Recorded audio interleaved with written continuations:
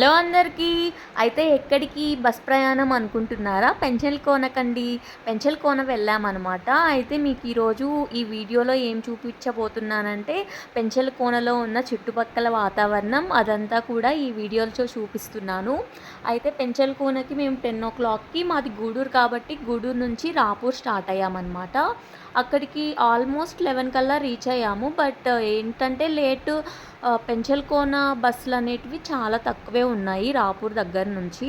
So అక్కడే చాలా delay అయిపోయింది. 12:30కో బస్ వచ్చిందనమాట. సో ఇంక అక్కడి నుంచి బస్ తీసుకొని మేము వెళ్ళేసరికి 1 or 1:30 అయిపోయి ఉంటుంది. సో గుడి క్లోజ్ అనమాట.